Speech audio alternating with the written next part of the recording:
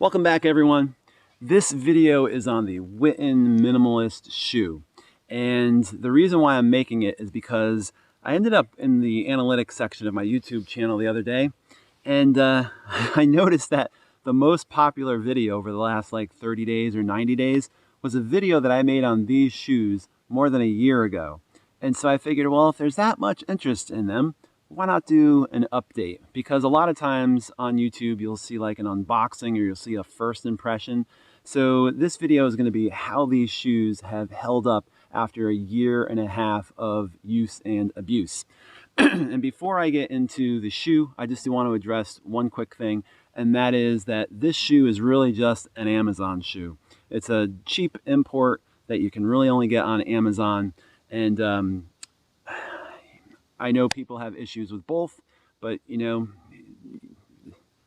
let's just leave it at that. If all you have is 35 bucks and you want to get into some minimalist shoes so you can save your money for something more expensive, this is a great transition, a great choice. The other thing I want to address before getting into the review of this is somebody left a comment on the video a long time ago who said, I shouldn't be recommending them because their Whitin shoes just got like torn apart after just a couple of months. And I think I know why. There's a couple of different Whitin shoes, okay? So if you notice this one, this is like some kind of, you can see some kind of rough fabric, and this is just some kind of smooth nylon. I believe, based on what the guy wrote and my experience, is that the one that tears apart is this smooth nylon one. Now, these are just as comfortable, but not nearly as tough. I bought these in March of 2020. I bought these in May of 2020. The reason why I bought them, solid black, I was just going to, excuse me, I was just going to wear them as a work shoe. And obviously with the pandemic, there was a lockdown, and I did a lot of work from home, so I didn't get to wear these every single day. But even these shoes, if you notice, and I'm a middle school teacher, which is a tough mental environment, but not a tough physical environment. You'll notice that the nylon, there's already a rip there. There's some tears over here. The bottom of this sole came apart. On this shoe right here, there's all sorts of fraying. On the other side, there's holes opening up, and the upper is starting to separate from the sole, right there. So I definitely, there's a whole big rip over there too. So I definitely can't recommend the nylon ones unless you don't expect a shoe to last more than a year. When it comes right down to it, if you paid 35 bucks for these and it lasted a year or so, most people would consider that a good deal. I brought down my Ultras, and my Ultras cost a whole heck of a lot more than those Whitin shoes. And, they've got all sorts of holes, and this has been separated so many times. And, even this other one here, it's got a huge rip that I've tried to glue. It's got holes all over the place. So for 35 bucks, if it lasts a year, I suppose it's not that bad of a deal. So let's get to these. Now, let's talk about what I actually use them for. So I'm not just walking around town. I didn't use these for work. This is my go-to for short hikes, for short runs. I'm a trail runner, I guess you can say. And so if I'm running in my yard, it's normally a shorter distance, 2 to 4 miles. And so this is my go-to shoe for that. It's also my go-to shoe for any sort of yard work. So if anything from working in the garden to mowing the lawn or anything like that, this is the shoe that sits on my front steps and I put on as I do my daily stuff. And you can see after a year and a half, it looks good. The only thing that you could really complain about, actually it's not on this one, it's on this one right here, is that there is ever so slight of a separation between the upper and the sole, but that has actually been that way for a long time, and it hasn't increased any. This is like a decal, and obviously you can see it's like cracking, but that's just the decal, and that's been like that forever as well. I am amazed, really amazed, that there's just not a hole. There's no hole in these anywhere.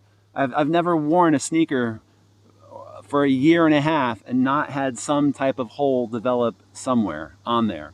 The only other thing, and again, you got to realize that this is after a year and a half, is that obviously like there's some wear in the sole right here. This is not something that you would want to be running with in the mud anymore. There's some wear on the heel. But again, other than that, it is in fantastic shape. The inside, you can see it better on this one right here.